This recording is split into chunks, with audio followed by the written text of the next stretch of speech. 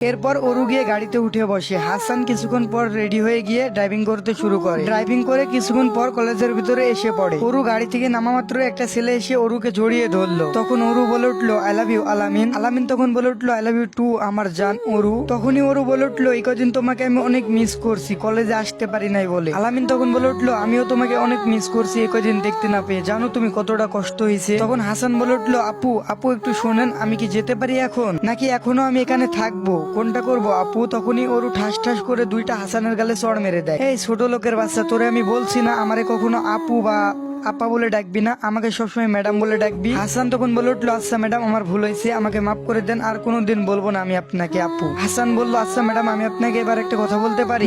বল তাড়াতাড়ি বল, কি বলবি, না হলে আর দুইটা থাপ্পড় কিন্তু কৌশে দিব একেবারে গাল দুইটাই। আচ্ছা ম্যাডাম বলতেছি, সামনের ছেলেটা আপনাকে জড়িয়ে ধরলো কেন, আপনারা কি দুজন দুজনকে ভালোবাসেন। তখন আলামিন হাসি দিয়ে বলে ওরু চাকর এক কি বলে, ওর সাহস হয় কি করে এমনটা বলার, চাকর চাকরের মতো থাকবে, বস্তির ছেলে কোথাকার। তখন ওরু বলে উঠলো আরে বাদ দাও না এইসব চাকর মাকরের কথা তুমি ভাবো, এইসব বস্তির ছেলেদের কথা কেন ভাবো, বাদ দাও। তখন হাসান বলে উঠলো এই যে ম্যাডাম চাকর কারে বলেন, আমি কি চাকর নাকি, আর বস্তির ছেলে কারে বলেন আপনি। চাকর কাদের বলে জানেন, যারা ঝাড়ু দেয়, ঘর মুছে, কাপড় কাছে, এদেরকে চাকর বলে। আর বস্তির ছেলে কারে বলেন, আমি কি বস্তির ছেলে নাকি, বস্তিতে থাকি নাকি। আর একবার যদি আমাকে চাকর বা বস্তির ছেলে বলেন তাহলে খুব খারাপ হয়ে যাবে ম্যাডাম। হাসানের এমন কথা শুনে ওরু আর আলামিন অবাক হয়ে যায়। তখন আলামিন বলে উঠলো সি ওরু সি, কখনো আমি ভাবতে পারিনি তোমার চাকর তোমাকে এভাবে অপমান করবে। আলামিনের এমন কথা শুনে ওরুর ইগোতে লেগে যায়। আর তখনই হাত তুলে হাসানকে ওরু চড় মারতে যাবে, হাসান ওরুর হাতটি ধরে ফেলে। হাসান ঘুরে উল্টা ওরুকে দুইটা থাপ্পড় বসিয়ে দেয় দুই গালে ঠাস ঠাস করে। হাসান তখন বলে উঠলো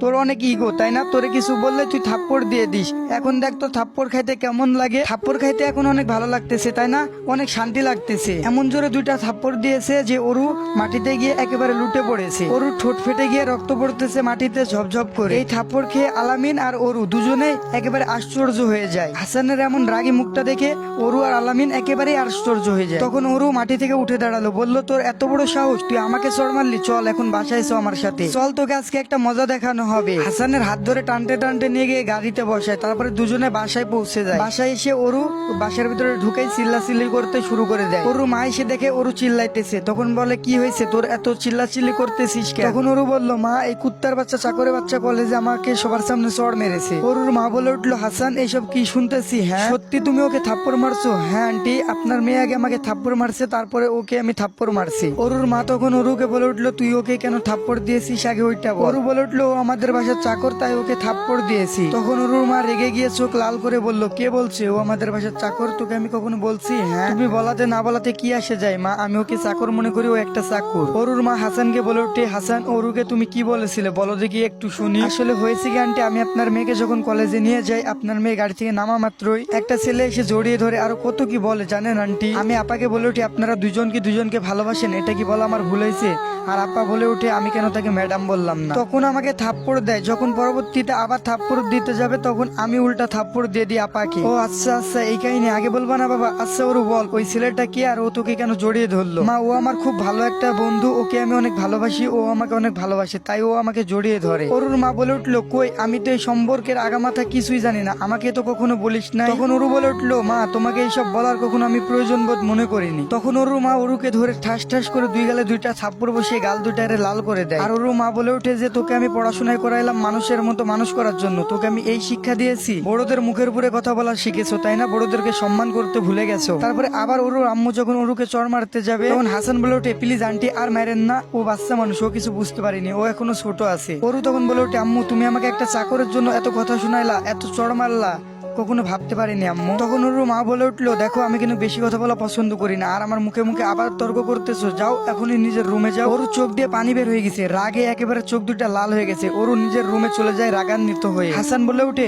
আন্টি ওনাকে শুধু শুধু মারলেন কেন, ওনার এখনো বোঝার বয়স হয়নি। আরে পাগল, ওরে যদি এখন শাসন না করি তাহলে পরে মাথায় চড়ে বসবে, আরো খারাপ হয়ে যাবে। তখন হাসানকে ওর আম্মু বলে উঠে আচ্ছা বাবা তুমি কি পর্যন্ত পড়ালেখা করছো সত্যি বলো তো। তখন হাসান বলে উঠলো আন্টি আমি ইন্টার ফার্স্ট ইয়ার পর্যন্ত পড়ালেখা করছি, তারপরে আর পড়ালেখা করা হয়ে ওঠেনি। তখন অরুর আম্মু একেবারে অবাক হয়ে যায়, হাসানের দিকে তাকিয়ে থাকে। তারপরে কিছুক্ষণ পরে বলে ওঠে, কি বলো বাবা, তুমি ইন্টার পর্যন্ত পড়ালেখা করছো, আর তুমি না বললা যে তোমার বাবা মা কেউ নাই, তুমি রাস্তায় মানুষ হয়েছো?